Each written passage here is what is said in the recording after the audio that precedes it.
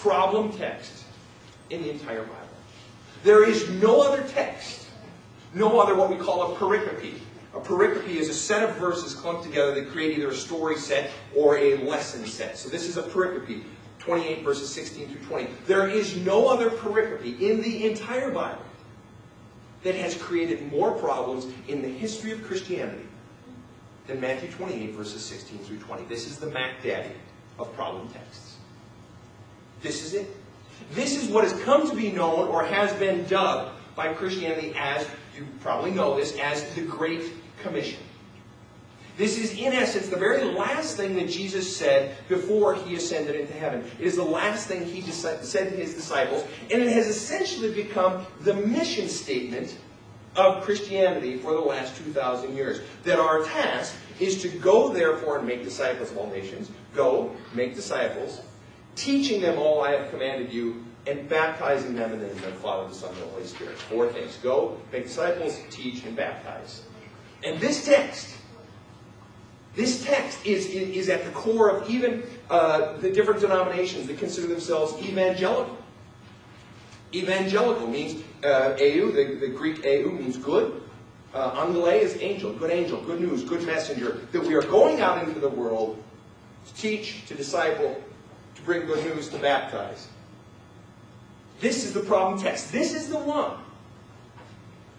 Or this is the most succinct one. There are certainly other ones, but this is the core one that led to the Crusades on Jerusalem. The notion of Christianizing the world. Fast forward to about 7 years ago, this was an element of what drove American foreign policy in Iraq. And I'm not offering commentary on the war. I'm simply saying that this was one of the elements. The milieu that we are in today is very different from where we were 7 years ago. Today, the import of evangelical Christianity on American policy has lessened. You'll recall where it was 7 years ago, or 6 years ago, or 5 years ago. It was very influential. And so part of the drive in starting wars over the years is that we are bringing Christianity to the world. Now, was that the sole driving force in the war in Iraq? No, of course not. Was it an element of it? Yes, of course. But that's not the point. Again, I don't get into politics in my preaching. That's not the point. The point simply is that this is a highly problematic text. And it sums up really what most of Jesus' teaching was about. Most of his life was spent with the disciples doing what? Teaching them how to go out into the world with his teachings, with his message. And so this is the encapsulation of much of his work. But the problem is that we have taken this text and made it the foundation of Jesus' teaching. We have named it the Great Commission. But Jesus never did that.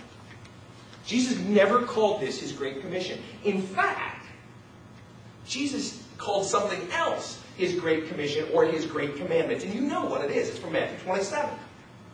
My first and greatest commandment is what? It's that you should love the Lord your God with all your heart, with all your mind, with all your soul. And a second one like it is that you should love your neighbor as yourself. In these 2 commandments are summed up all the law and all the prophets, he says. This is his great commandment, and we have made this. Now, is that to say we've forgotten the love side, that whole element of Jesus' teachings? No, of course not. We've sort of taken our eye off the ball. The problem, though, with the Great Commission, the problem with Matthew 28, isn't the text itself. It's not what it says, it's how we have interpreted it. See, the thing is we have taken it as that it is our job to go out into the world and make people, when we hear the word disciple, make a disciple. Make almost implies an element of coercion. And to make a disciple implies teacher, student. So I am making you my student. It's almost a coming over from above. But Jesus wasn't about that, was he? That conflicts with what he's saying right here. He's saying, my first and greatest commandment is that you should love the Lord your God and that you should love your neighbor as yourself. So the problem really isn't the text. The problem is how we have carried it out. It's the how of the text. Jesus' fundamental message was about this message of love. And so if we look at this Matthew 28 text where it says, teaching them all that I have commanded you. Well, what has he commanded us? He's commanded us how to be instruments of God's love in the world. So if we really are in the world making disciples, we are being instruments of God's love in the world. It is teaching. It is modeling for our children. It is existing in the world in this context of his first and greatest commandment of love God, and the second one like it, love your neighbor as yourself. Perhaps one of the best ways to understand Jesus' concept of love and our commission to be instruments of love in the world, this great commission we've been given to go out into the world as his disciples, as his instruments of love, perhaps one of the best ways to understand it is to lay Jesus' teachings over the teachings of one of the other great religions of the world. Now, not for the purpose of insulting any other religion or saying we're the best, we're the greatest. That's not the point. Simply two very different teachings. The core fundamental teachings of the Buddhist religion, Buddhism started out roughly 2,000 years, 1,500 years prior to Christ. It grew out of the Hindu religion. Buddhism essentially is not a religion. At its core, it's not a religion. There are no gods. There's no God, there are no gods. It's simply a principle. It's a set of principles for how to live life. And the core four fundamental teachings known as the Four Noble Truths of Buddhism are simply this. All life is suffering, or in all of life is suffering, is another way of saying that. Suffering is the result of clinging or attaching onto something. And the way to reduce your suffering is to let go, or to detach from things. And the fourth principle is simply the way to detach is by the Eightfold Path. And we won't get into all that. But the fundamental principle is life is suffering.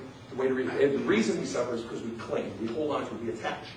And the way to reduce our suffering is to let go or to detach. The core goal of fundamental Buddhist thought is to reduce suffering. Now, overlay on top of that, Jesus' teaching. Jesus is saying something radically different. He is not saying that the point of life is to reduce suffering. Jesus is about something very, very different. That's a model. The notion of reducing suffering or reducing disease or taking away the pain of life is a very different model from what Jesus says. Jesus says, I'm not about reducing your suffering. I am about increasing your joy, increasing your fulfillment, increasing your hope, increasing your peace. And those are two very different things. If you think of a sine curve, okay, it goes like this. If this is stasis, if this is just right in the center, just a simple, even-keeled life, normal, right? If suffering and the sorrow and the pain and the hardship of life, which we all experience, right? If that's this, then Buddhism is in the business of getting you back up onto an even keel. Getting you back up like this. Sort of like psychology, getting rid of your problems, curing your disease, getting back on an even keel. But Jesus comes along and says, that's not enough. Is that your goal in life? Simply to be on an even keel? And Jesus says, no, it's about much more than that. It's about joy. It's about coming out of that, reaching even keel, and then going. It's finding the joy. It's finding that abundance. It's to be filled with this example, filled with that love. To be abundant in life is very different from simply not experiencing suffering. Now again, I'm not bringing this up as a way to critique Buddhism. I'm simply saying that gives us an understanding of what Jesus was about. This notion of being an instrument of love in the world. And at the core difference then is this. Where Buddhism teaches detachment. That the way to not suffer is to detach. Jesus says the core teaching is to attach. Think about it. You've got somebody who lives down the street from you, and he happens to be one of your very closest friends. Very close friends. You guys have been neighbors for 10 years. You've gotten to know each other so well.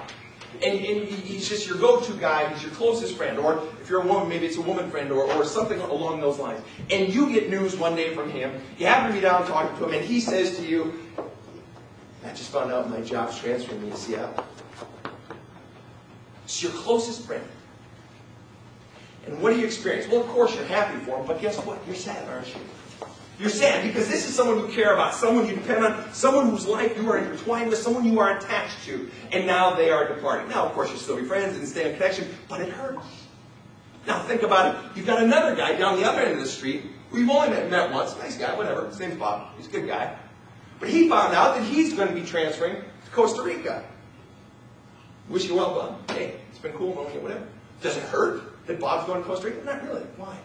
Because you're not attached. There's no connection. He's a nice guy. You wish him well. That's not the issue. But the point is, the more we attach to someone, to something, to a dream, to experience, to a career, the more we connect with it, the more opportunity it has, or the more potential there is to be hurt.